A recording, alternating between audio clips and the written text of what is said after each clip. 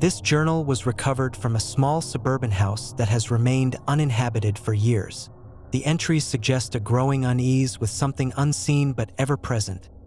Shadows that seem to have a life of their own. This is the growing shadows.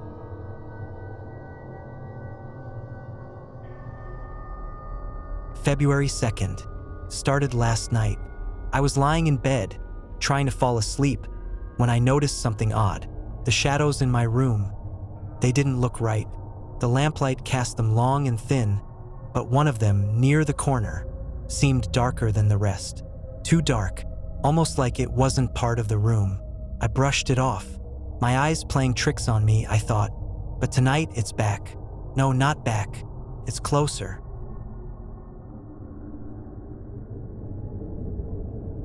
February 3rd. I left the light on all night. It didn't help. The shadow was there again, pressed against the far wall. I'm sure of it now, it's moving. When I turned toward it, it froze, like it was waiting for me to stop looking. But I swear, the moment I turned away, it shifted. It's impossible to describe the feeling, like it's alive, watching me. Am I losing my mind? Or is it getting closer on purpose?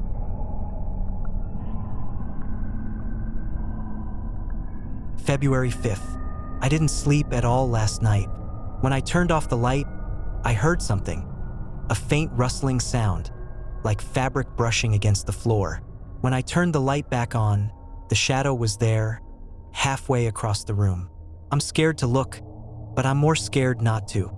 I called my friend Sarah today, told her I was feeling off. She said I sounded paranoid, but promised to check on me tomorrow. I didn't tell her about the shadow. Couldn't. What would I even say? That something in my own home is stalking me?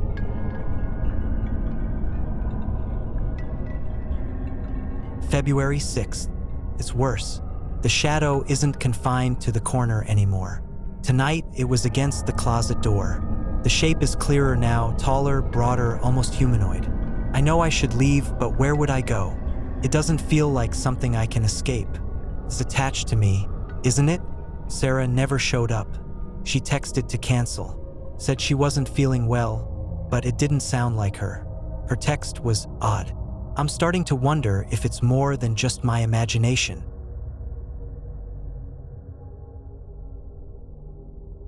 February 8th. There are more of them now. The one by the closet is still there, but tonight I saw two others.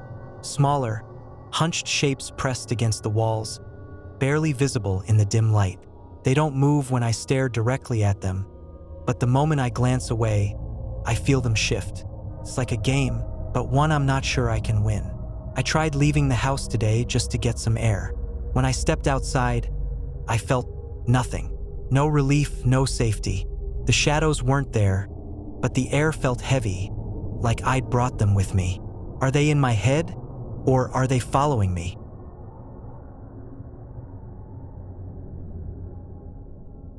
February 10th. I can't ignore it anymore. The shadows have grown. The one by the closet now stretches across half the room, and the smaller ones have taken on sharper, more distinct forms. They don't just wait in the corners anymore. Last night, I woke up to find one of them at the foot of my bed. I didn't scream, couldn't. I just froze watching it. It didn't move, didn't make a sound, but I felt it. The cold radiating from it, the weight of its presence. I don't know how much longer I can stay here, but I'm afraid to leave. What if they follow me? What if they're already inside me?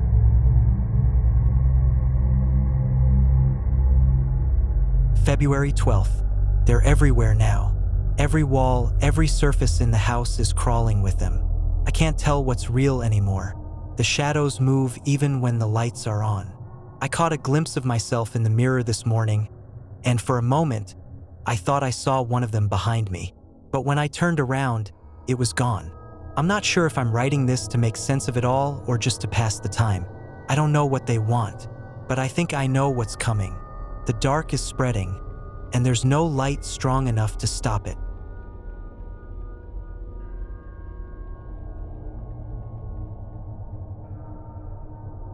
This journal was discovered in a small townhouse, left behind by its last known resident.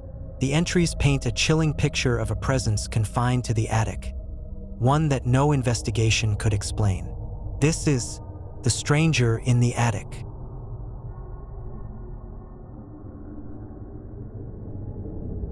March 10th. It started 3 nights ago. At exactly 3 a.m., I woke up to a sound above me. Footsteps, heavy and deliberate, pacing back and forth in the attic. First, I thought it was a dream, but the sound was so vivid, so real, I couldn't ignore it. I climbed up there with a flashlight and a baseball bat. Nothing, just dusty boxes and cobwebs. The air felt thick though, like I wasn't alone. I told myself it must have been the house settling, the wind maybe, but I locked the attic door that night, just in case.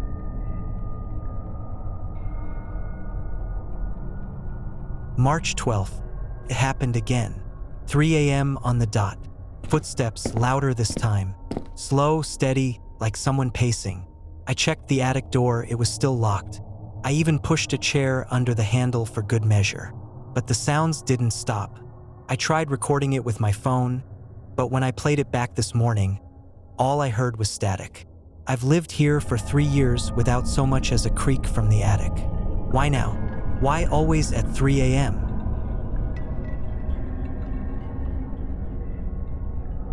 March 15th. Last night, the footsteps weren't alone. I swear I heard a voice. Not words exactly, just a low, guttural murmur. It didn't sound human. I didn't go up there this time. I stayed in bed, clutching the covers like a child. I barely slept. When I checked the attic this morning, everything was as I left it, except for one thing. The chair I had wedged under the attic door was toppled over, and the door was slightly ajar. I know I locked it. I know I did.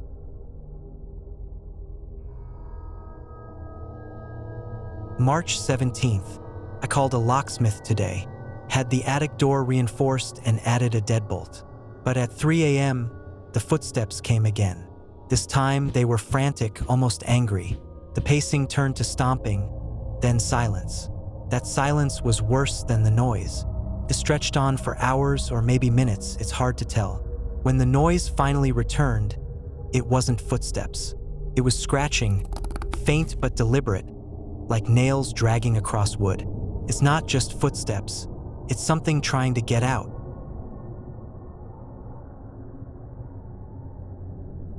March 19th. I tried to leave today, packed a bag, booked a hotel, but as I reached the front door, the floorboards above me groaned. The footsteps started again. Fast, almost running this time. I froze. My keys slipped from my hand. I couldn't bring myself to open the door. I think it knows I'm trying to leave. What's worse, I found something in the attic this morning. A single, worn boot, lying in the middle of the floor. I don't own boots. March 21st. I don't know how much longer I can take this. The footsteps now happen during the day too. Faint but constant. I can feel the vibrations through the ceiling. And the whispers, they're clearer. I still can't make out words, but I know they're directed at me. I've stopped sleeping. I can't bring myself to go up there anymore. The attic door rattles at night as if someone or something is testing the lock. I've been staring at it for hours, waiting for it to stop. It won't. I'm afraid to blink.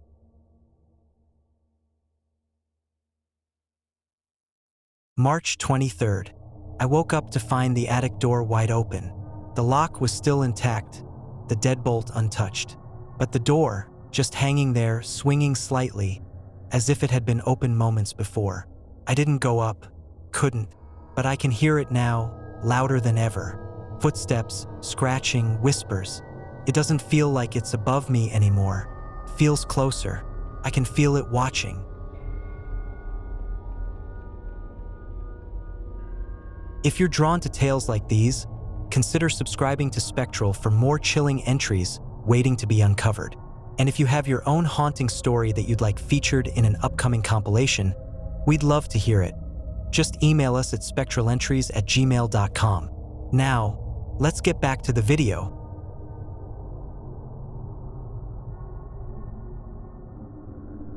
This logbook was recovered from the belongings of a retired bus driver. Within its pages lies an unsettling account of a routine route turned sinister. Passengers boarded, but they never seemed to leave. This is the vanishing passengers.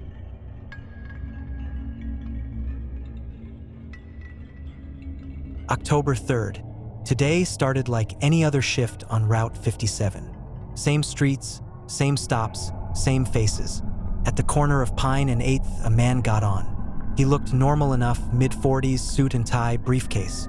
Paid his fare, sat quietly near the back. When I reached his stop, Main and Harper, he wasn't there. I even called out, thinking he might have fallen asleep. Nothing. Checked the bus at the end of the route just to be sure. It was empty.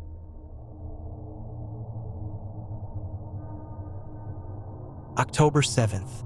It happened again.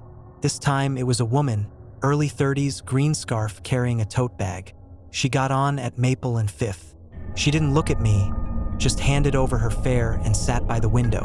When I reached her stop, 6th and Jefferson, she was gone. It's not possible to get off the bus without me noticing. The doors only open at designated stops, and there's no way to exit while we're moving. But she wasn't there.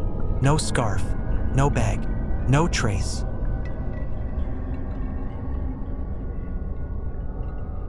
October 12th.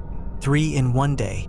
A young couple, barely out of their teens, got on at the first stop of the route, giggling and holding hands.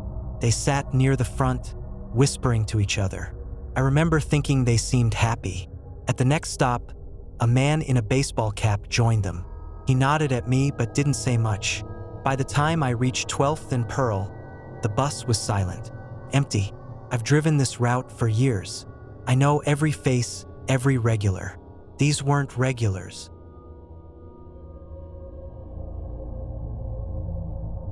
October 15th. I decided to confront one. A girl, no older than 10, got on at Monroe and Pine. She clutched a stuffed bear, her eyes wide, her expression blank. When we reached her stop, she was still there, staring straight ahead. I called out to her, but she didn't respond.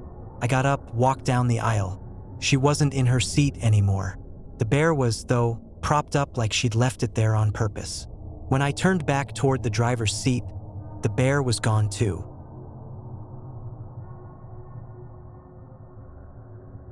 October 20th.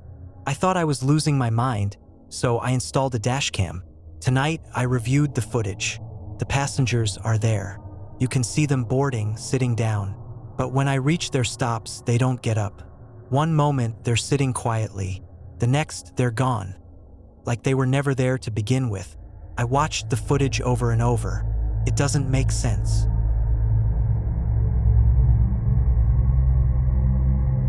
October 25th. I've started recognizing them.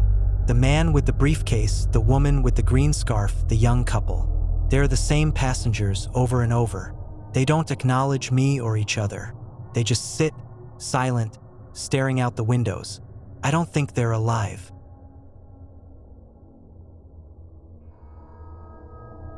October 31st. Halloween.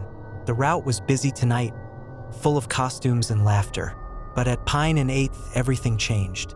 The usual passengers got on. Same man, same woman, same couple. The laughter stopped. The bus grew cold. As I turned onto Jefferson, I glanced in the rearview mirror. They were all standing now, staring at me. Their faces were wrong, blurred, hollow, like their features were melting away. When I looked back again, they were gone. The bus was empty, but I could still feel them watching.